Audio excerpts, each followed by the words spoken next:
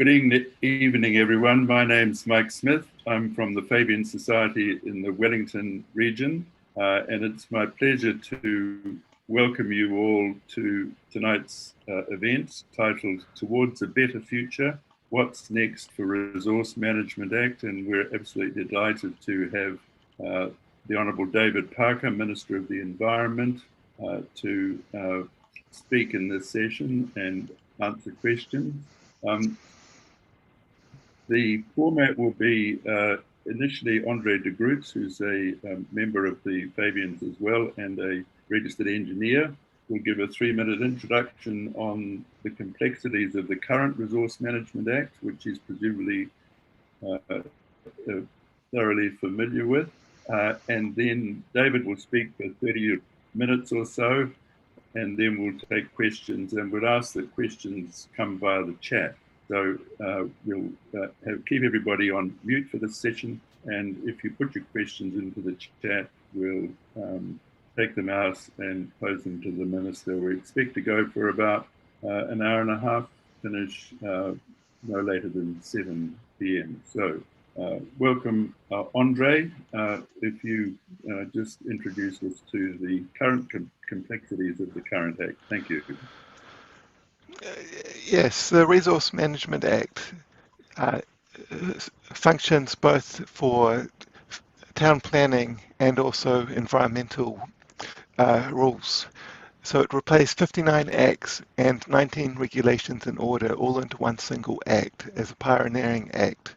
It was a product of the fourth Labour government, but then it was finally passed under the Jimbolja government following that. So it provides for many activities to be done as an approved activity, while other certain activities need a resource consent, which may or may not be notified, over which there's much public discussion. And then there are further activities that are not allowed. So it tries to use one system for all kinds of activities. So if you want to have a gold mine or coal mine, it is the same act, or even a wind farm. It's the same act that you follow if you want to subdivide your property and put a house on the back, or if you want to build roads, major roads, build new quarries. It's all one encompassing act that tries to cover everything, relying on the applicants to do an assessment of environmental effects.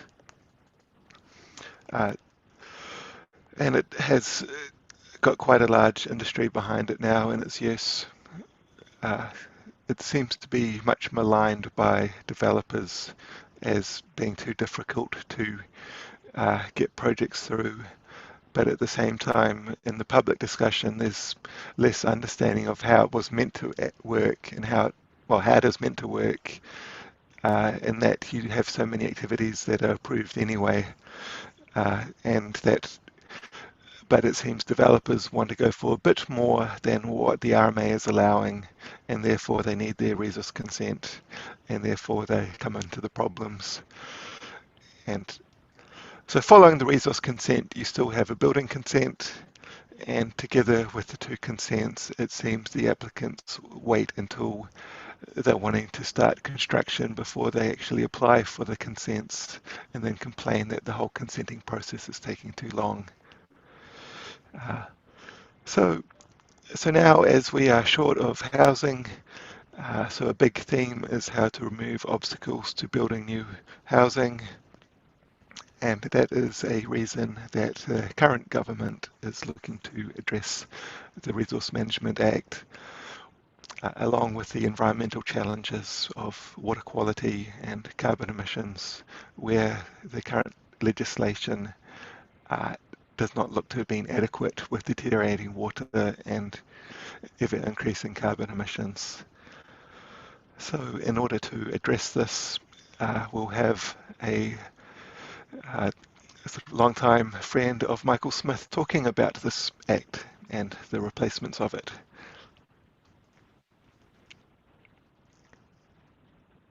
Okay, thanks very much, Andre. So it's my great pleasure to welcome David Parker to our session tonight. I've known David for a long time, count him as a very good friend, since the days when he was a Member of Parliament in Otago, and then Minister in the Helen Clark government, Minister of Energy, Climate Change, Transport, State Services Attorney General, and now in the present government, Minister of Environment, of Revenue, and Associate Finance Minister. And David is a very, very hard worker. I can't think of anybody more qualified to handle difficult, complicated policy positions than David. So it's a great pleasure, David, to welcome you to hear how you're managing your way through this extremely complicated legislation to renew and refurbish the Air Resource Management Act. Thank you. Thanks, Mike. That's a very kind and generous introduction. Can I thank the Fabians for putting this on, and for the people who are on the Zoom meeting for giving up your time to participate. That's important. I think events of recent weeks sort of reinforce how important civil discourse is, and I'm delighted to have the opportunity to talk with you. And I won't talk for too long. Getting a conversation going will probably be more interesting, because these Zoom meetings can be a bit antiseptic. Andre, thank you for those opening comments about the RMA. The RMA has, to a certain extent, been a whipping boy or girl, and it has been blamed for things that aren't just the fault of the RMA. As Andre has said, complexities with the Building Act are sometimes lumped in with complaints about the RMA, even though they're a different issue. But nonetheless, civil society, I think correctly, reached the conclusion that the RMA was past its use-by date. As politicians, we chunk these things down to simple messages, and the public had made up their mind that it takes too long, it costs too much, and it hasn't protected the environment. So I'll cover each of those things in a little bit, and then talk about how we're trying to move to a new system that addresses some of these issues. I suppose the first point to make is that there will always be a level of complexity in managing the tensions between development and protection of the environment. There's no avoiding it. If you tried to avoid it by codifying in advance the decision for everything in society, you would have plans that are so technical and long that no one would be able to follow them. Yes, you can, with good rules and plans, have greater clarity as to what does and doesn't need a consent, and perhaps through some of the national direction that central government gives, you can help in that too. But you will never have a planning system that doesn't have a need to, on a bespoke basis, consider some applications. So as Andre said, the RMA in itself at the time was seen as a great advance for simplifying the system from the about 59 acts that preceded it. However, and I was back, I'm old enough to remember the Town and Country Planning Act. I started my practice in law in the early 1980s when the old Town and Country Planning Act was still in force. And I can also remember going to meetings as a lawyer.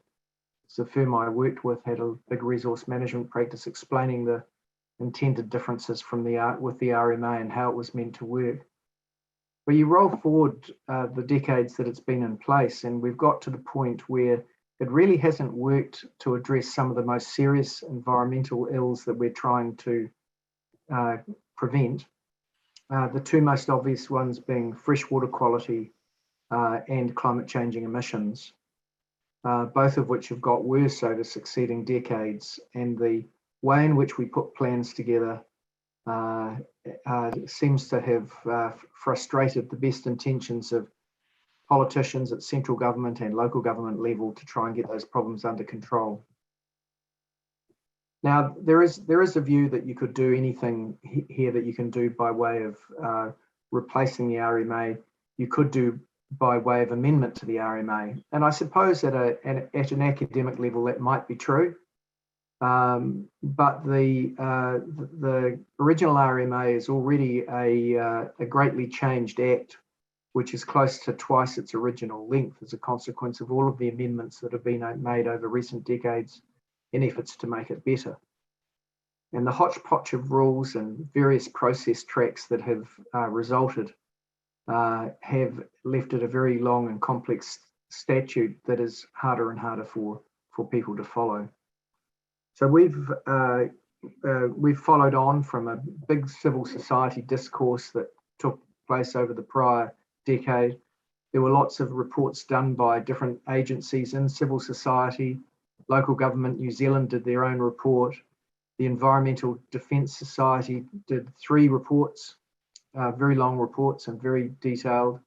They did some of them in concert with the Property Council, with Infrastructure New Zealand, and with Business New Zealand. And at the end of it, people came to the conclusion in virtually all of those forums that we needed to do better in our country to both protect environmental outcomes, but also to better enable development. The RMA, according to the Treasury, and this is a view that we in the Labour Party share, the RMA has been used by some councils to ration infrastructure excessively. Now, there'll always be a need to rationally use infrastructure, but the constraints on building opportunities in growing cities have been so great as to push up the price of land. And the land costs that are now embedded in house prices throughout the country are astonishingly high. And so one of the objectives for the RMA is to have a more enabling attitude to building opportunities. We, of course, have given a big push to some of these issues like freshwater quality, like climate, and like building issues through the existing frameworks, because we recognise that the enormous job of reforming the RMA couldn't be done overnight.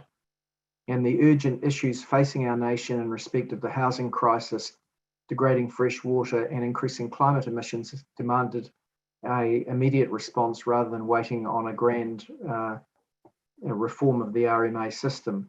And so we've already made quite a few changes. And if you look at those changes, a lot of them signal a way forward in respect of the new system. For example, in respect of fresh water, we found when we took office that the National Party's freshwater national policy statement, which was promulgated in 2017, was not going to be put into effect via regional plans for about half of the country until 2030, which is a pretty dire outcome of the current system, that you could have a situation where you've got degrading freshwater quality. The government of the day came up with their package of reforms, and there were some good things in there. We didn't think they went far enough, but there was some good things. But it wasn't going to be implemented pursuant to the regional plans that put these things into local plans until 2030, 13 years later. So when we promulgated our own national policy statement for improving that freshwater management, which included new attributes and some tougher baselines to be met over time, in addition to some allied changes to regulations and some immediate controls on some of the riskier behaviours, we came to the conclusion that we couldn't rely on the existing processes under the RMA, and we needed to bring them forward faster.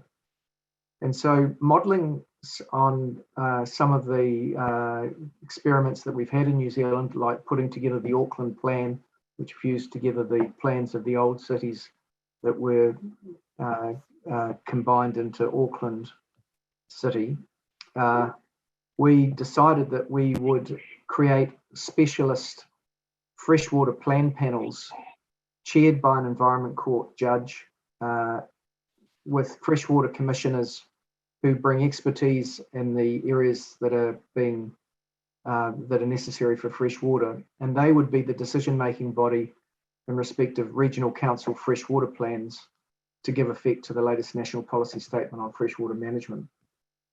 In respect of the Urban space, many of you will be aware, we've really pushed to make more building opportunities possible. We've late last year that we, with the National Party, sent a very strong signal to the planning sector that we want more multi-storied apartments in our cities. When I say multi-stories, these are generally up to 3 stories, 3 dwellings on a decent sized section with prescribed height to boundary rules and maximum heights and maximum building cover, etc. But through that, we signalled a view that we want to create more building opportunities because we think that we need to house New Zealanders. And we're also convinced by the arguments that come forward from the Treasury and from the Infrastructure Commission that more intensity will make for more affordable and better shaped cities because infrastructure overall is used more efficiently in a tighter urban form. Again, we're using a form of planning for those plan changes that give effect to that, which cuts through the long delays that would normally happen. So on the basis of those 2 real examples trying to overcome social ills and environmental ills, we decided that some of those sorts of principles need to be embedded in a new legislative architecture. So the RMA will be replaced with 3 pieces of legislation, and I'll go through them one at a time. The Strategic Planning Act will sit above the equivalent of Resource Management Act plans. I should name the 3 pieces of legislation: the Strategic Planning Act, the Natural and Built Environments Act, which we call the NBA for short, and the Climate Adaptation Act. The Strategic Planning Act is being put together currently. Those plans on a regional basis will look forward quite a long time, and they will identify long-term trends and triggers for development as well as protection of natural areas. So if, for example, a population, a metropolitan area is growing fast, there would be an expectation that once it reaches a certain size, the areas that are most likely to be next developed might be A, B, or C. The trunk infrastructure like rail, road, transmission lines would be, at least in a general sense, planned. These plans won't be so detailed as to require funding commitments attached to the proposals, because that would glue the system up and no one would agree, to be honest, because there would be too much risk for both local government and central government if they were making funding decisions that far in advance. But they'll signal where next developments are, and they will set aside areas where development ought not to be. The groupings that are putting together those plans will involve councils.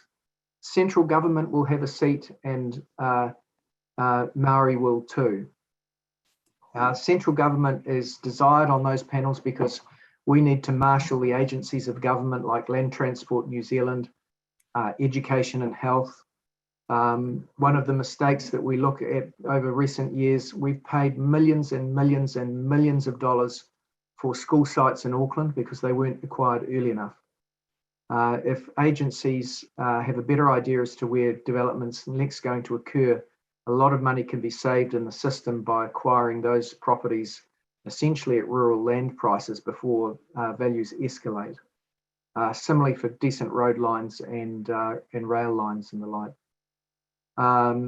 So those plans will sit above the NBA plans, the Natural and Built Environment Act plans. We haven't quite decided yet what the test will be as to how directive the SPA plans are of NBA plan content. They can't. We must make sure that if we go to this effort, that they can't just be ignored. On the other hand, they're not going to be so detailed as to be as specific as you would expect in an RMA or an NBA plan, and so the weight that is to be attached to them has to be enough, but not too much. So we're working through what is the appropriate test there, including with local government and also with central government agencies.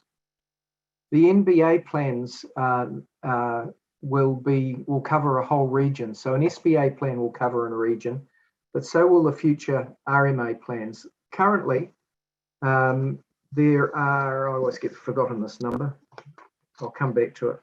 There are about over 100 existing plans through the country, which, given how thick they are, they're enormously thick documents. We think that's too many, and it's one of the causes of complexity, partly because they're all a different shape. They often use different definitions. They often have different rules, even where they're so similar that really without anyone losing anything, they could be identical and therefore less confusing. So we're proposing to chunk down that 100 plans to about 14. I say about 14 because we're not quite sure what we're going to do with a couple of the unitary authorities. But essentially, the regional council boundary and all of the districts within it will work together to prepare one plan covering both the regional council rules and the district council rules within that area. And although it'll be permissible for different metropolitan areas within a region or different small towns in an area to have different rules for their residential A zone, I think it's fair to expect that over time, a lot of those unnecessary differences will just disappear. And the residential A rules for each town will be almost identical. Sometimes there will be different landscape protection issues. For example, if you are in a district that is in a coastal area, protection of those coastal landscapes is probably the most important landscape issue. Won't be the only one, but it's often the most important. If you're a central, in an inland district council, the landscape issues are probably more focused around the higher areas rather than the coastal areas, and it's more about protection of mountains, and those are the example of their outstanding landscapes. So those differences will be carried forward. But unnecessary differences between, say, the residential A zone or the industrial zone between different towns, we think will reduce. The NBA plans will be put together by a joint committee. The joint committee will be serviced by a secretariat, which will be drawn from the planning departments of the districts. They're in control of this. There will be no central government appointee on the NBA plan committees. Those NBA plan committees are giving voice and putting into effect the will of district and regional councils. And so we don't want to give the impression that central government is coming in to take over that function. That's not our intention at all. So central government will not be sitting on those committees. Central government can have influence, of course, both through submissions if we wanted to, but also through the equivalent of existing national direction through national policy statements and national environment standards, which will be merged into a single document called the National Planning Framework. So central government still has that influence, but the plans will be put together by a joint committee serviced by that secretariat that I've already mentioned, and the joint committee will put together the plan. We're working through with local government the issue as to what authority the joint committee has to finalise the plan. Does that go back to district councils, or does it have authority to approve the plan itself? The Randerson panel that our proposals are based on recommended that the joint committees have autonomy and have the ability to make those final decisions themselves. In any event, there will be some ground up, largely unregulated methods for councils to put their plans, their plan proposals together. Councils and councillors find the current process is pretty arcane and frustrating and impregnable to a lot of ordinary citizens. So we want to empower the local district councils to do whatever that is that they want to do to engage their local populations as to the shape of the communities that they want and the things that they want to achieve through their plan. Those requests will be put through to these joint committees. The Secretariat, with the advice of this joint committee, will put together a proposed plan for that whole region. And then the plan will go to an independent hearings panel, which will conduct hearings so that the public have the opportunity to have input to the way in which those things that have been articulated by councils to this joint committee are proposed to be given effect to by these joint plans. The independent hearings panel will be chaired by an Environment Court judge. We think that's necessary because you need someone with both planning experience, environmental experience, and the knowledge that's necessary to run a fair hearing. Again, the conduct of that independent hearings panel won't be as tightly regulated as perhaps some plan-making processes currently are, because we want to leave flexibility for that panel to use their wisdom as to what is the balance between public participation and efficiency. What areas of the plan are so contentious that perhaps they should allow evidence to be cross-examined by people who are contesting an important point.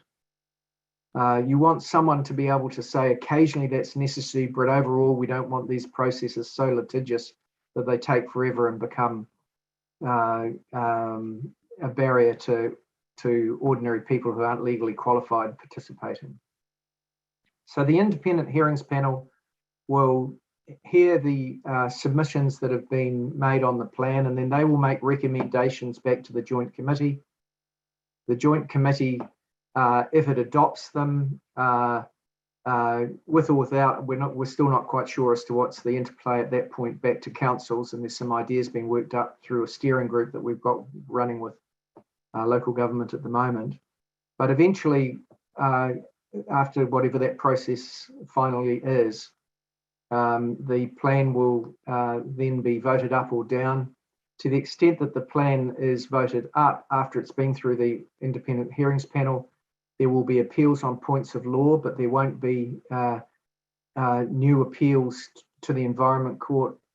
To the extent that the joint committee votes down recommendations from the independent hearings panel, there'll probably be an appeal to the Environment Court, because those are the bits that will remain in contest. And this is modelled on what happened with the Auckland plan, and it worked pretty well with the complicated situation up there. In respect of Maori participation, one of the complaints of Maoridom is they believe, with some justification, that their concerns have been too easily ignored in current processes. I would say that the recognition that is occurring of Maori interests has improved in recent years at a lot of councils, not all of them, but most of them. But nonetheless, we need to entrench those better processes in the new system. The Randerson panel recommended that we change the treaty clause from the RMA clause, which is have regard to the principles of the Treaty of Waitangi, to give effect to the principles of the Treaty of Waitangi, which is the articulation of that principle in the Conservation Act. Maori will likely, although again these decisions have not been finalised, have participation in both the joint committees and the independent hearings panel. We will ensure that Maori knowledge is fairly expressed and taken into account through those panels. Tikanga and Mataranga Maori principles will be embedded. In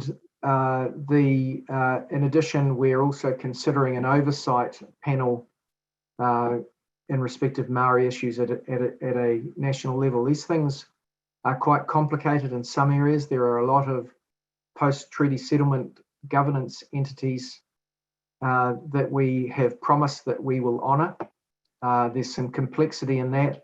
The principle that we've landed on in respect of that is that we will honour all of them, but we won't allow leveraging up between different arrangements which are quite disparate in different parts of the country. It's really the only practical way that we see to do justice here without opening a can of worms. In respect of the National Planning Framework, this moves from being effects-based to outcomes-based. One of the criticisms of the RMA has been that it is focused on, it's had this hierarchy of avoid, remedy, or mitigate. In reality, most often, in respect of small cumulative effects, it has mitigated them. This is most apparent in respect of fresh water, where a lot of activities, like, for example, intensification of agriculture, have been managed in a way that has tried to mitigate the adverse effect rather than avoid it. And the system has not been successful at stopping the cumulative effect of those mitigated outcomes piling up in a way that has been quite degrading of fresh water. So the National Planning Framework will be cast more often as bottom lines that are not to be transgressed, and where there are already environmental harms that are past those points, it'll be setting out targets for the restoration of the environment to those bottom lines expressed through the National Planning Framework. The way in which the National Planning Framework will be put together will be a little bit different to the way in which we do national guidance under the RMA. One of the problems with national guidance is it's very hard to change. There's a lot of process before it's put in place and a lot of process to change it, because some of it's necessarily complex. We sometimes get the details of those wrong or imperfect. We do our best, but in practice, they're sometimes a little impractical, even though we've run quite thorough processes. And we find it's very hard to fix those things. So we're going to, again, probably create some more flexibility in the system for a standing panel to make changes to the National Planning Framework. And depending on how significant or serious the change is, the process that's used can be proportionate.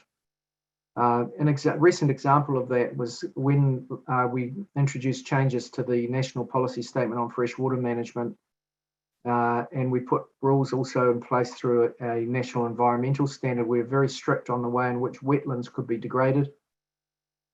That's absolutely necessary because we've lost so many wetlands. We've only got about 10% of the wetlands that we used to have, and that's excluding, that's even counting, I should say, that wetlands in national parks, so we're down to the last 10% of wetlands in New Zealand.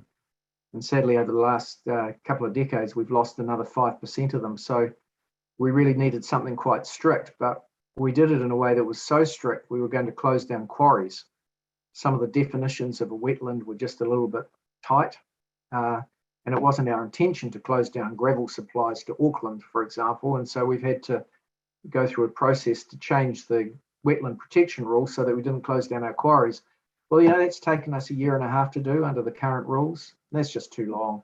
That sort of thing should be able to be fixed by flicking it to a decision-making body that can use a process that's proportionate to the issue before them. Because this is such a complex piece of work, we've had 2 select committee processes, and in addition to that report by the Randerson Committee, which was a very balanced committee that ran a lot of subcommittees as well, that reached out to environmental groups, Maori groups, development groups. All of them had their say. You're still left with a complex piece of legislative architecture. So we put the first part of the NBA to a select committee, not for consideration as final legislation, but to conduct an inquiry on through that select committee, again with civil society. We had 700 submissions on it. It's a very important issue to New Zealanders. There were some very, very high quality submissions, and we've had some good recommendations from the committee, which have been taken into account as we draft the rest of the legislation. The final objective that we have is something that's more efficient. And by efficient, I mean time efficient and cost effective. I've talked about how long it's taken to change plans in respect of some difficulties that we've had previously. So we'll try and we'll try and fix that for the future. We'll try and bake in some principles through the Strategic Planning Act and the NBA that mean that we hopefully won't get into the same bind that we've had with land supply for housing and growing cities. But in addition to that, we do need to have some incentives for efficiency. The Infrastructure Commission has recently done a report on the cost of infrastructure, and the cost of getting a resource consent for infrastructure has more than doubled in the last 10 years. That's a lot more increase than inflation. Now, planning departments and litigants, be they applicants or opponents, they're all doing their best. This is not an attack on any of them. But there's something amiss. And you speak to councillors who are in control of planning departments, and they tell me things like when they try and address what they perceive as inefficiencies in their own planning departments, they're told by their planning departments on occasion, look, butt out of this, please. You're going to create a judicial review case in the instant, in respect of something that's current, or they get a technocratic answer as to why they're wrong. And so we're considering how we can create some more accountability mechanisms so that the elected representatives of local government are in control of the planning functions for which they're elected to control. One of the theories that we're using here is monopoly theory. We all know that monopolies, without either political or regulatory control, do what monopolies are reputed to do, which is often become overly complex and expensive. If they've got the ability to pass on costs because it's of no great concern to them as to the cost to the applicant, then they sometimes do that. So we're still working. We went to the public and said, what are your ideas for improvements in the efficiency and the control of some of these processes? I personally, I'm a planning, had a lot of experience in planning law, but I have seen in my career the cutting up of ever more specialist subspecialists, or more and more subspecialists who charge an arm and a leg for their opinion, and some of that's got a bit out of control.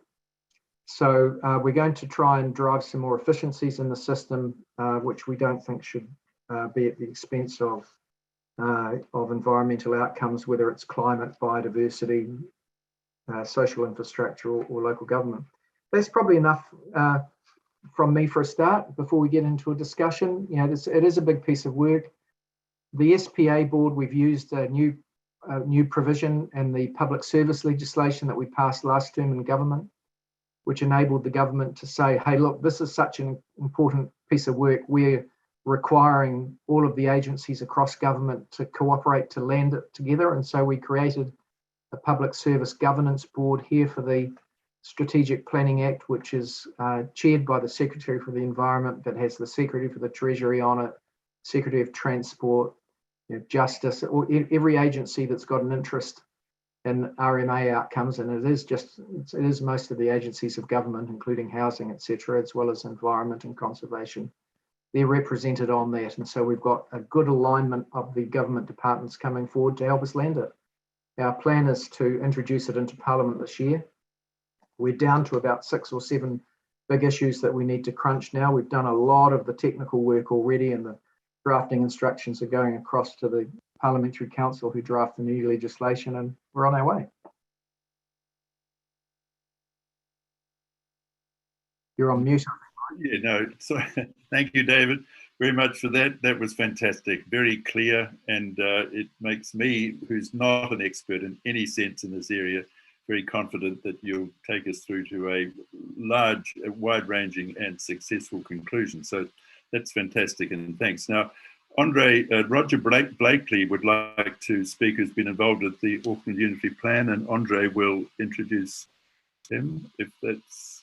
Yeah, okay. So we're privileged to have Roger, who I suppose the key part of his CV that I see is that he worked for the Ministry of Works, as a civil engineer, but as well as working for the Ministry of Works, he was also Chief Executive of the Ministry for the Environment while the RMA was developed.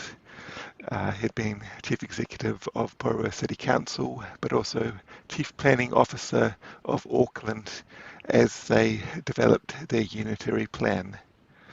And so, yeah, we're privileged to have such a good response from Roger. Take it away.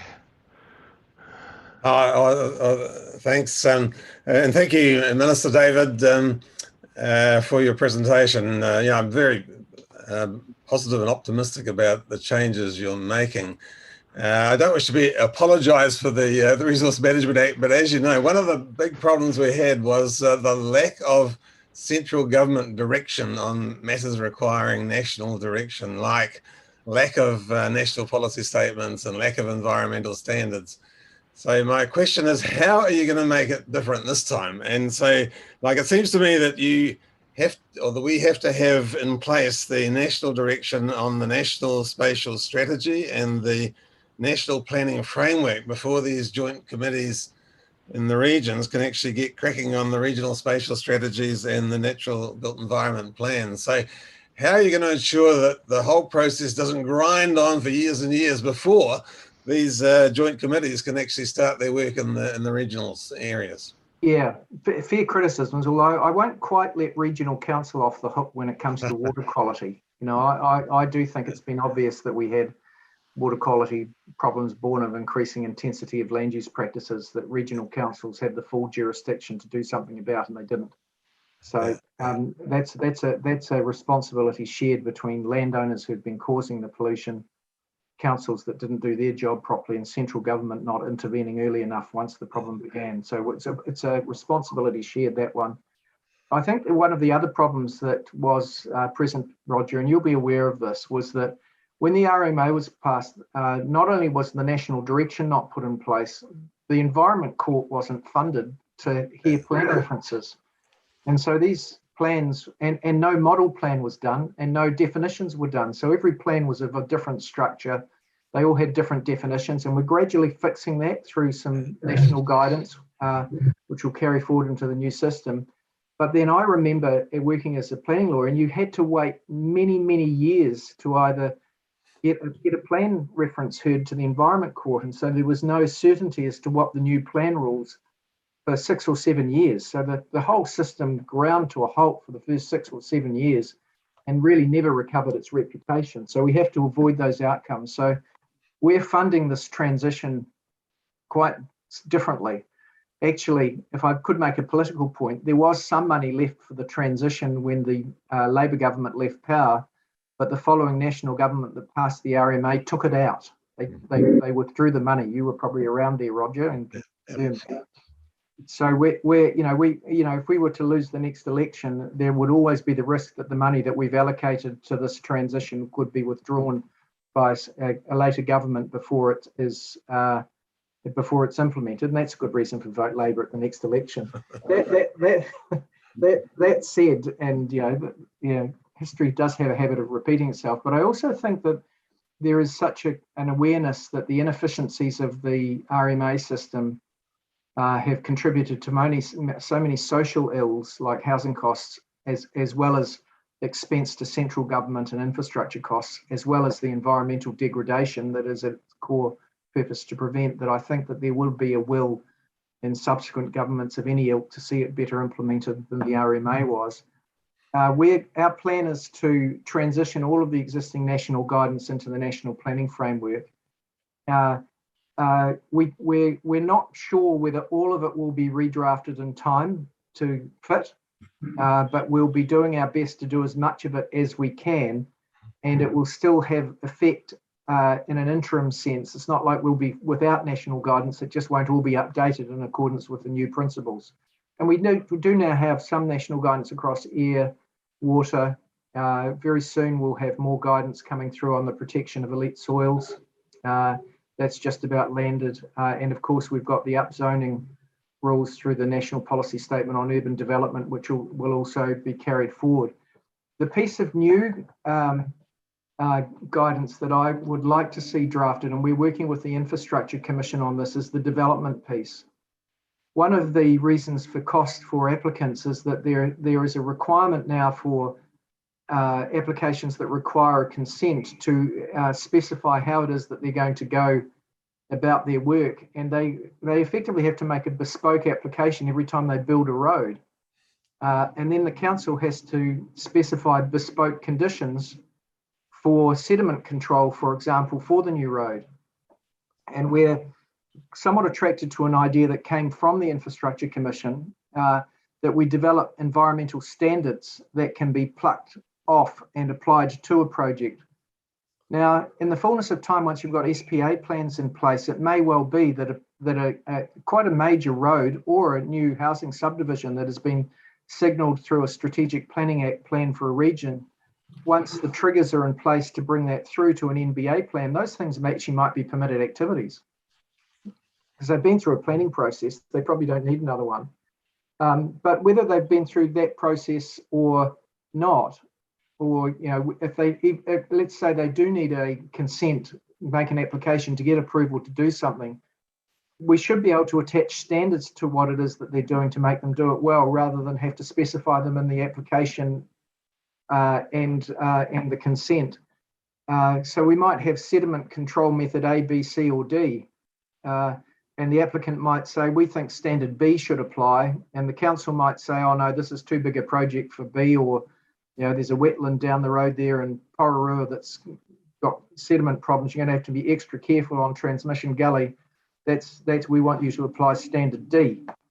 But at least you wouldn't have to, in a bespoke way, do that. So then hopefully some more efficiencies will come out of that.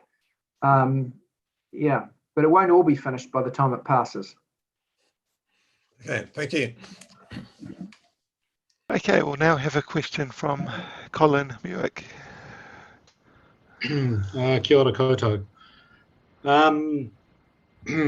First of all, I think a lot of what you've been saying addresses a lot of the major problems and issues that we've faced over the last 30 years since the RMA came into existence. But it's hard to avoid a certain degree of sort of sour grapes and crying over spilt milk, because I tried to get exactly those same kinds of actions, in place almost 30 years ago. In fact, I took part in a MFE meeting when it first established. I don't know whether Roger was there at that time, but I remember a whiteboard meeting up in Wellington, in which it was probably carbon paper. Yeah, that's right. In which proposed a maximum acceptable loss model for terrestrial biodiversity. And one of my points that I made here was that as well as climate and water quality declines, of course, we've lost a huge amount of natural character, natural ecosystems, biodiversity of terrestrial ecosystems as well, especially across places like the Canterbury Plains. So it seems to sort of speak to a wider issue that humans seem incapable of taking anticipatory or precautionary actions on things. It seems to have to wait until there's a crisis or things have been destroyed before we can act. And I keep thinking, what is the solution to this? And years ago we used to talk about the notion of quadruple bottom line or triple bottom line before that. And the intent was to ensure that there were not only business people, of course also cultural representation from tangata whenua and sociological input, but also ecological, given that most of the issues that the world is facing are ecological in nature. And yet it's very seldom that governance structures have ecologists, who can look at that sort of broader holistic sort of view. And I would see the discipline of ecology as very convergent with the notion of Mataranga Maori, which now, of course, is getting a lot of airtime. But I would just sort of speak to the need for stronger ecological and holistic ecological input into these decision makings, ahead of the problems arising. And you know, you're absolutely right about stopping cumulative effects and so on. So that's my sort of statement, really. I would just sort of support, moving on some of those initiatives that you've been talking about. Thanks, Colin. I mean, I've got my own memories of the RMA coming into place. And I remember, in fact, I can remember it was an incredibly cold winter down here. It was the coldest winter that I think we've had in about 100 years. I was working in Dunedin at the time, and I went in the middle of winter to a barn meeting in central Otago in the Ida Valley, which is, close to Ophir, which is I think it still has the record as the coldest temperatures ever in New Zealand. It was so cold, I recall that at the time the sheep were freezing on the ground because the warmth would melt some of the snow, and then it would freeze overnight and they would get up and break their legs. It was incredibly, I can remember driving through the snow to this meeting and having a discussion with the people there about how deemed permits, which are old mining privileges there, would have a 30-year transition period. And 30 years later, the transition of those deemed permits, which beat minimum flows in rivers, has really not started, which is appalling, an appalling abrogation of responsibility of those who had delegated authority to do it. In that case, it was the Otago Regional Council. And I don't really blame the current councillors. They haven't been there for the last 30 years, but there has been a real failure to properly implement the RMA there. And your examples in respect of loss of biodiversity are another example. Now, how do you fix that? Well, one is through national direction on biodiversity, which on private land, which has been a long time coming. I think most New Zealanders accept the proposition that a private land right does not include the ability to change your residential city land use into a tannery, for example. Their property right does not give them the right to do that. And I think most people also accept that if I had a piece of land that had the last remaining habitat on the mainland of a tuatara, my property right doesn't include the ability of me to clear all that native vegetation and kill the last tuatara. So those two propositions seem to be accepted, but in the middle of those perhaps extreme examples, there seems to be a overstated articulation of what a private property right includes when it comes to protecting ecology or changing ecology. And that's particularly true where the change is brought about not by something that the landowner changes, but just by invasive species and where change is brought about by changing technology, as we've seen in the ability to irrigate areas that didn't used to be able to be irrigated before we had K-line irrigation and pumps and some of the technologies that have enabled more intensive land use. So your point about ecological input is a good one, and I'll reflect on how we can bake some of that into the system a bit better than we might be currently contemplating, Colin. Just two very quick points in relation to that. Yes, I totally acknowledge the fact that, in a sense, we've over a barrel by landowners and their sort of entitled property rights issues. I mean, that's been a huge and obviously controversial problem. And the other thing is that, as Troy Baisden mentioned in one of his comments there, part of the problem with identifying significance, using the significant natural areas criteria, is that they're always challengeable. Unless you've got sort of a hard, fast bottom line, and what I'd sort of proposed was having, a minimum area of natural environment left on in a region before you're allowed to lose any more.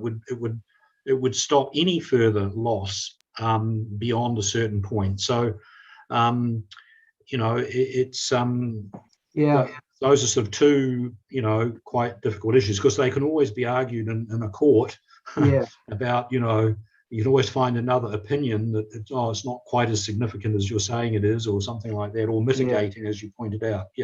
In respect of one of the issues you raised in the chat, Colin, that I'm just having a glance through now, you make the point that we need green areas in cities that are densifying.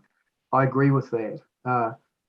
And one of the issues that I'm interested to learn a little bit more about, actually. Roger might be able to tell me about this, but you do wonder whether either reserve contributions aren't high enough, or if they are high enough, they're being hived off to operational costs rather than the acquisition of little pocket parks and things that we're going to increasingly need in more densely populated cities.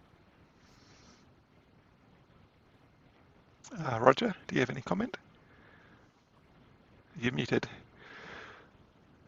Yeah, I'm not sure what to blame for the lack of the reserve contributions, but I agree with you 100% that in a more intensified urban development space, which is what we want, clearly for greater housing development, the importance of the urban greenery, it's, you know, like the urban parks, is so important. And that's one thing I'd put in a plug for what you've done with the Regional Spatial Planning Act. I think is a great initiative. And from my experience in Auckland with the Auckland Council, the Auckland Plan, which was a regional spatial plan, has proved a very powerful tool in terms of then driving the kind of you know, urban city development, the quality compact city mantra for Auckland, and then through that came through the unitary plan, and of course that was helped by the David Kirkpatrick-led planning committee, which is a model that you've picked up on. So I think all that's good stuff. I see another question there about Maori participation, and could I say a bit more about that? So there's a number of ways that we're addressing this. There will be Maori participation in the decision-making panels, the IHP panels. It won't be a 50-50 co-governance model. There is a request from Maoridom from that. We're saying that that rubs up against democracy, given that in respect of the lawmaking function of local government expressed through their plans, they're effectively doing the same as central government does in respect of our laws, except that's not in respect of Crimes Act or, you know, the Transport Act or the Tax Act, whatever we're considering in Parliament. It's that part of the central government lawmaking function that is delegated to local authorities through their plan-making function. So we're not going so far as to have those 50-50 co-governance models, but there will be membership of those bodies. The full details of that, again, has been worked through both with Maoridom and with local government before we make clearer what those outcomes will be. We've got an environmental test which is expressed as Te Oranga o Te Taio, and that, together with the treaty clause, will give more effect to Maori viewpoints. We're giving proper recognition to tikanga, Maori traditions, or customary law, and to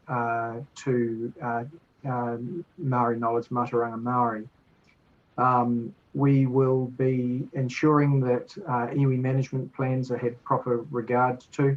We can't, it would be a step too far to say that the planning system had to give effect to those plans, because those plans themselves haven't been through the checks and balances that an RMA plan or its equivalent has to go through before it has statutory effect. But there will be a requirement for iwi management plans to be properly considered.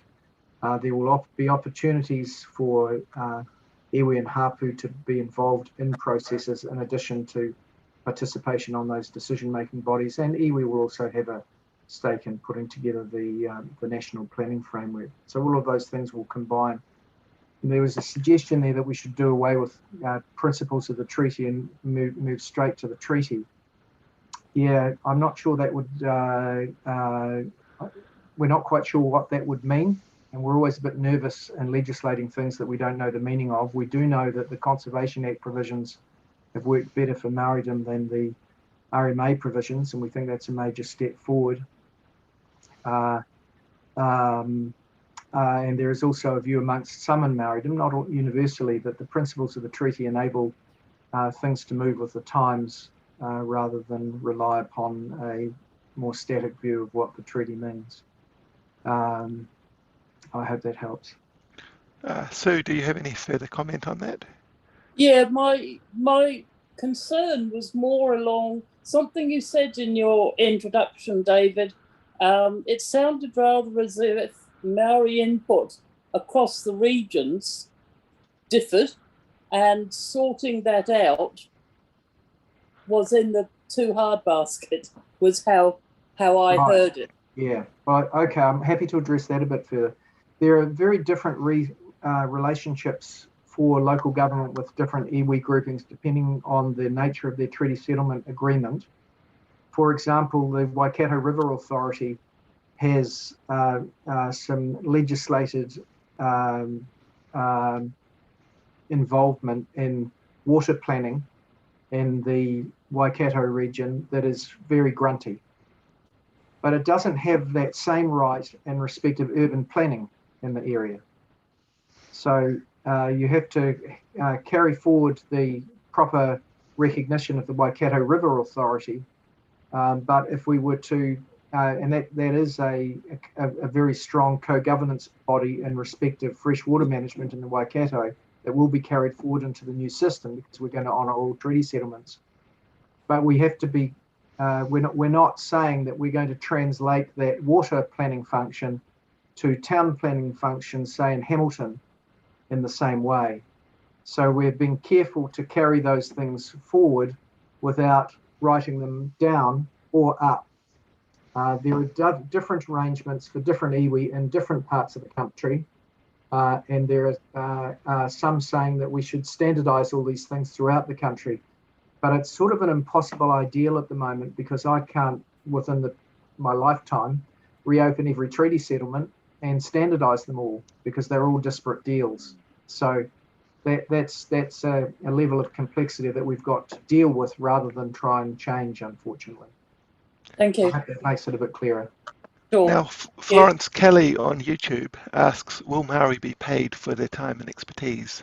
I've heard complaints in the past of much time being spent on consultation by Maori, but it's not being paid for.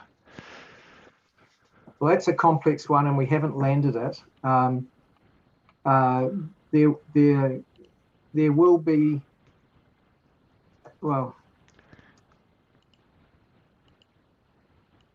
there will be, there already is more money being spent by councils in respect of the involvement of Maori in plan making processes. Again, Auckland's got their, I've just lost off the tip of my tongue, lost the name of the statutory Maori grouping that you have in Auckland. Roger, you can probably remember it. No, it's lost to you too. Anyway, it'll come back to me. And they're paid for by the Auckland Council. We will also be providing some transitional money. We're actually funding for the National Policy Statement on Freshwater Management. We're funding ground-up participation by Maoridom in trying to set objectives for local water bodies through the Te Mana o Te Wai Fund. But we also have to be a wee bit careful that we don't go so far as to pay people to have an economic incentive to object.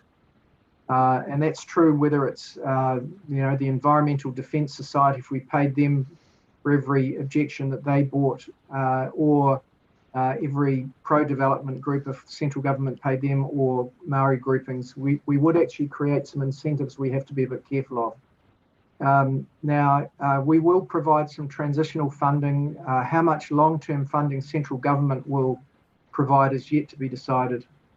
But we are conscious that if there are to be statutory roles for people, then they have to be paid to perform those roles. So if we have a Maori advisory group at the national level, for example, those would be paid roles. To the extent that there are Maori participants in the independent hearings panel or on the joint committees that put the plans together, they'll be paid roles as well. Julie Ferry notes that it's the Independent Maori Statutory Board. But thank you. She has a question regarding how we can balance tree protection with responsible development. How do you hope to land this in the new framework, tree protection? Yeah, we've got some work happening through MFE, including with councils that are worried that this is not going well. It's an area that is vexed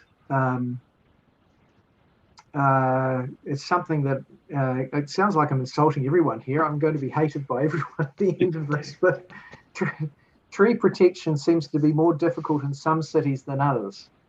Some cities manage to protect a tree without it costing $20,000. Other cities don't. There's something in council processes that needs to be fixed here where it costs $20,000 to list a tree. And it's also true that if there is going to be intensification of cities, that you actually do lose some trees to the intensification that occurs when a site has 3 or 4 houses on it, household units on it, rather than one. That said, we need our trees. So we do have an objective to work those issues through, and we're pretty confident that we can do better than is currently the case. Sylvia Allen wrote, what is likely to be the future of the excellent New Zealand coastal policy statement? Will it, or its equivalent, have a special place in the future framework? And a follow-up, any insight into the content and timing of the Climate Adaptation Act? It is so important, and yet it seems to be off the radar at the moment. I'll deal with that timing point first before coming back to the coastal policy statement. We actually recognised that we didn't have the bandwidth to land the Climate Adaptation Act, the Strategic Planning Act, and the Natural and Built Environments Act in the same 3-year period. It's just too much work. If we'd attempted to do that, we would have actually degraded the outcomes across all three. And indeed, even in the NBA part of it, there's actually part of that we're sort of kicking the can down the road on a little bit. Enforcement issues aren't going particularly well in New Zealand, and we haven't quite got all the relationships right between regional councils, district councils, the EPA, and there's been some good reports done on how that's not working as it should at the moment. We're not trying to fix that as this part of the NBA reform, just because it's too much change all at once, and it's too difficult to land that properly within the time frame. And it's the same with the Climate Adaptation Act. Now, James Shaw has primary responsibility for that. He has the objective of really advancing that this term. He would like to see it introduced to Parliament this term, even if it's not passed.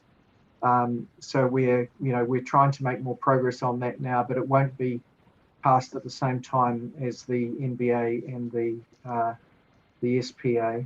In respect to the coastal policy statement, it will be carried forward. If I could mention on that issue, I'm also the Fisheries, Oceans and Fisheries Minister at the moment, and we've got some challenges in New Zealand in respect of some fishing, and there's controversies around bottom trawling. In the world now, more fish are farmed than are caught wild. And yet in New Zealand, we've gone through 3 decades of being able to appropriately consent aquaculture space. And it's a real difficulty to transition out of things that aren't as good into something better if you can't consent the new. So I'm not sure what the right answer is there, and I'm not expressing an opinion here as to what the right answer is. But you'd have seen in recent news that king salmon have suffered terrible mortality in one of their inshore salmon farms because of increasing temperatures in the Maori Sounds.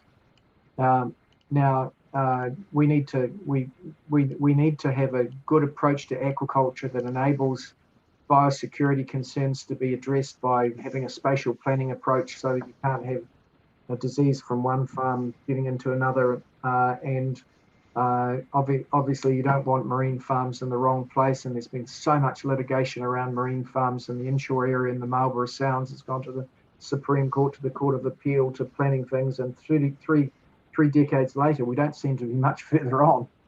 So that's an example of actually something that hasn't actually gone very well through existing RM rules and the intersection between RM rules and the coastal policy statement, although the defenders of the coastal policy statement, including Forest and Bird and EDS and other litigants, have actually, through those processes, managed to get at long last law about the hierarchy of instruments under the RMA, which will be carried forward into the new system. So I'm not wanting to deride all of the hard work that went in by everyone into getting the clarity that we've now got to, that we don't want to lose.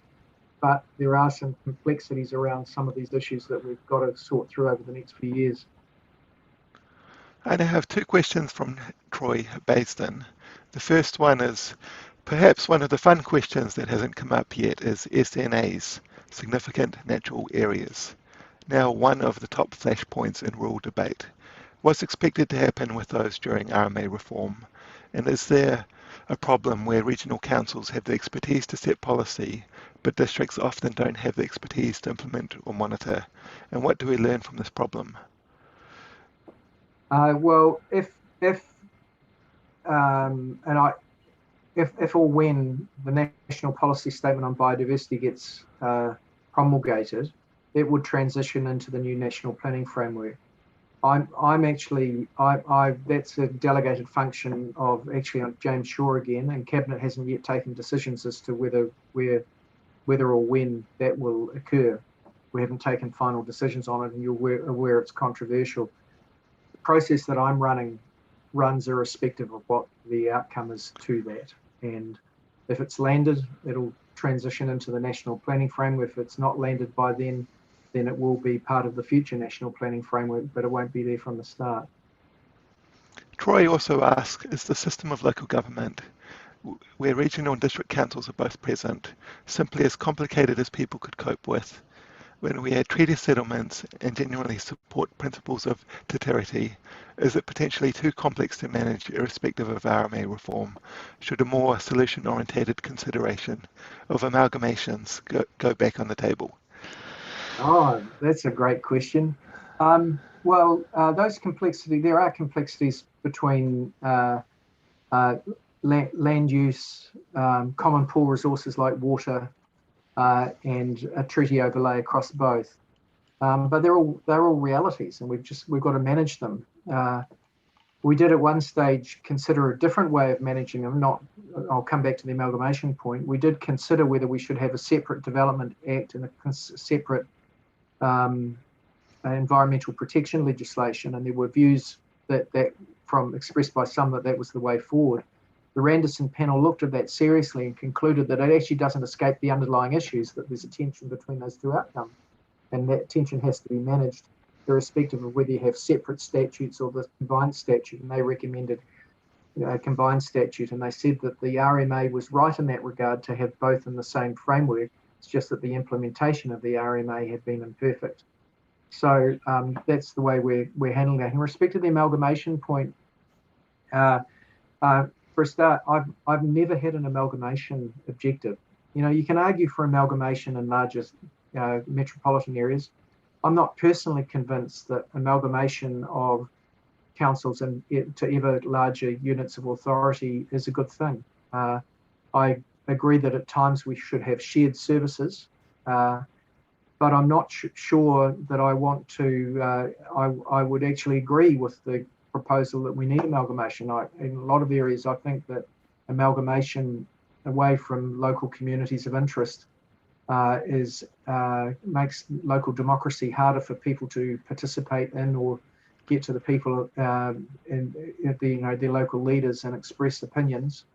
And I note that overseas, you go around parts of Europe and you've just got about a mayor for every telephone box. And there's something quite attractive to me in that idea that you really have local democracy that brings forward local people's ideals as to what they want for their local communities, that's somehow given expression to higher in the system. So I've never been an automatic proponent of amalgamation, particularly in rural areas where populations aren't dense. And in any event, what I'm doing can cater for either of those eventualities. So it doesn't matter to this project whether that happens or not. If I tied this to council amalgamations, this would never get finished. That would be so politically controversial. So for all of those reasons, amalgamation is not on the agenda. Now a question from YouTube from Masks Our Lies. Masks Our Lies writes, why do you think government is complicating systems more rather than simplifying local government? Examples of three waters, including increasing standards and compliance well beyond necessary for drinking water and SNAs. Well, on drinking water, I disagree with the implication there. If you read the report into the Havelock North water debacle, you would see that there was a history of underinvestment in water infrastructure there and an ignoring of health standards. Part of that was an enforcement issue because the Ministry of Health weren't acting very well as the regulator. And part of it was the local democratically elected leaders always resisted making the investments that they needed in order to protect the quality of the drinking water they were providing to their people. The Havelock North Water Inquiry said that in their view, between 40,000 and 100,000 people a year suffer waterborne illness in New Zealand from the water they get out of the tap. And, you know, that's I think, pretty clear evidence that we need to do better in drinking water. In respect of complications, I actually agree that processes have become too complex. And our way in which we're trying to do that is to have better long-term planning through SPA plans that central government involves themselves with, together with local and regional government, which will then provide a bit more certainty for everyone, including the private sector, as to where they should invest and where they shouldn't bother trying. So that'll reduce complexity. And then the NBA plans, which are more standardized in format, we get rid of some of the unnecessary differences in both plan structures. We make them more accessible through using more modern electronic tools. I think that in the end, that'll be an easier system for people to use, and overall system costs will decrease and outcomes will be better. That's our objective. Betson Martin wrote, Tēnā koe, Mr. David. As I understand it, Te Mana o Te Wai is included in 3 waters. For consistency, could Te Mana o Te Wai also be included in NBA? Well, it will be, because it will transition into the national planning framework from the National Policy Statement on Freshwater Management. But the equivalent of the expression of Te Mana o Te Wai, which is that when managing water, we should have a hierarchy of principles. First, the health of the river. Second, the needs of humans, like for drinking water. Third, other uses of water, such as, you know, commercial uses for abstraction for industry or agricultural irrigation or hydroelectricity. That sort of hierarchy is there. The hierarchy in respect of the Natural and Built Environments Act is intended to be different and is given expression through Te Oranga o Te Tau. Heather Rogers wrote, is any consideration being given to Ramsar sites of international environmental importance located in New Zealand? Well, they should be, we're not directly changing the protection of wetlands as a specific outcome of this provision, this change from the RMA to the NBA. But they should be properly recognised in both SPA plans as areas that ought not to be developed, and in NBA plan rules, as they probably mostly are already. In terms of the cumulative effects degrading the margins of, degrading water quality within existing estuaries, and the inclination of adjacent landowners to encroach into wetlands and make them more productive as sources of economic production, but less natural as wetlands, we've actually already introduced some pretty strict rules on that through the National Policy Statement on Freshwater Management, the associated NES, which we promulgated in 2020. Okay, I think I will send it over to Mike now. Okay, well, I'd just like to say thank you very much again, David. That was a fantastic presentation, and I'll echo Troy Baisden's comment of thanks and good, thoughtful answers. I think you've ranged over a huge territory in your usual hugely competent and considerate manner. So thank you very much. We've thoroughly enjoyed it and look forward to seeing an outcome within the term of the governments. And thanks very much to all the participants, people who put up so many good questions and participated in the debate. It's been a very good session. So that's it. Ngā mihi, kia koutou, and good night from us. Thanks.